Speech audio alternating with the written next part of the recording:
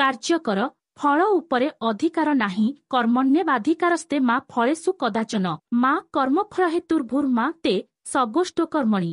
ଅର୍ଥ ତୁମର କାମ କରିବାର ଅଧିକାର ଅଛି, କିନ୍ତୁ ଫଳ ଉପରେ ନାହିଁ। ତୁମେ କଦାପି ଫଳକୁ ଲକ୍ଷ୍ୟ କରି କାମ କର ନାହିଁ ଏବଂ ଅକର୍ମଣ୍ୟତାରେ ମଗ୍ନ ହେଉନାହିଁ। ଏହି ଉପଦେଶ ଆମକୁ ଶିଖାଏ ଯେ ଆମେ କେବଳ ଆମର କାର୍ଯ୍ୟ ଉପରେ ଧ୍ୟାନ କରିବା ଉଚିତ ଏବଂ ଫଳର ଆଶା ରଖି ଦୁଃଖିତ ହେବା ଉଚିତ ନୁହେଁ।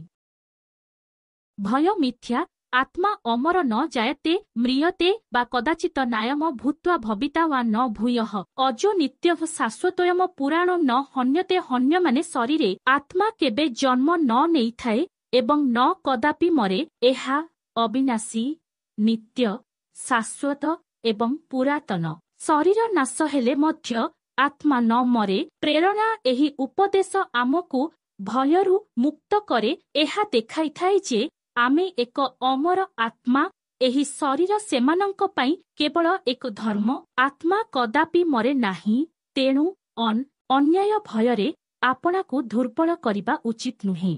ନିଜ ରାସ୍ତା ନିଜେ ବାଛ। ଉଦାରଃ ସର୍ବ ଏଳଇତେ ଜ୍ଞାନୀ ତ୍ୱାତ୍ମୟ ମେ ମତମ ଆସ୍ଥିତଃ ସହି ଯୁକ୍ତାତ୍ମା ମାମେୱାନୁତ୍ତମା ଗତିମ। ସମସ୍ତେ ଉଦାର ହୁଅନ୍ତି, କିନ୍ତୁ ଜ୍ଞାନୀ ବ୍ୟକ୍ତି ମୋର ଅତ୍ୟନ୍ତ ପ୍ରିୟ, କାରଣ ସେ ନିଜେ ନିଜ ଆତ୍ମା ଉପରେ ଅଧିକ ଧ୍ୟାନ ଦେଇଥାଏ ଏବଂ ମୋ ପରି ଅଦ୍ୱିତୀୟ ପଥ ଖୋଜିଥାଏ। ଏହା ଏହି କଥା ଶିଖାଏ ଯେ ଆମେ ନିଜର ରାସ୍ତା ନିଜେ ବାଛିବା ଉଚିତ। ଅନ୍ୟଙ୍କ ଉପରେ ନିର୍ଭର କରି କିଛି ଚାଲିବା ନାହିଁ। ନିଜ ଜ୍ଞାନ, ବୁଦ୍ଧି ଏବଂ ଆତ୍ମବିଶ୍ୱାସରେ ଆମେ ଆଗେଇବା ଉଚିତ। ମନ ଯେପରି ଚିନ୍ତା କରିବ, ଜୀବନ ସେପରି ହେବ। ଯଥା ଯଥା ମନ କୃଷ୍ଣ ତଥା ତଥା ମନୋରଞ୍ଜନ। ଯଥା ଯଥା ଭୟଂ ତତ୍ର ତଥା ତଥା ଶୋକ ଭବତେ।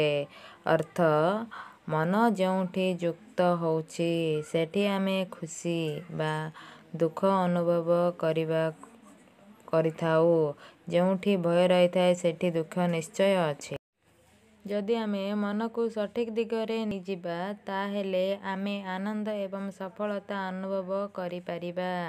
ଯଦି ଆମେ ଭୟ ଆଉ ଅନିଶ୍ଚିତତାରେ ରହିବା, ତେବେ ଆମ ଜୀବନ କଷ୍ଟମୟ ହେବ। ଏହି ଉପଦେଶ ଆପଣଙ୍କୁ ଜୀବନରେ ସଫଳ ଏବଂ ଆତ୍ମବିଶ୍ୱାସୀ ହେବାକୁ ପ୍ରେରିତ କରେ। ଏହି ଭଗବାନ ଶ୍ରୀକୃଷ୍ଣଙ୍କର ଉପଦେଶ ଆପଣଙ୍କୁ ଜୀବନରେ ଆଗକୁ ବଢ଼ିବା ପାଇଁ ସାହସ ଦେବ। ଭିଡ଼ିଓ ଭଲ ଲାଗିଲେ ଭିଡ଼ିଓକୁ ଲାଇକ୍, ସେୟାର ଏଣ୍ଡ ସବସ୍କ୍ରାଇବ୍ କରନ୍ତୁ। ପାଖରେ ଥିବା ବେଲ୍ ଆଇକନକୁ ଦବାଇ ଦିଅନ୍ତୁ।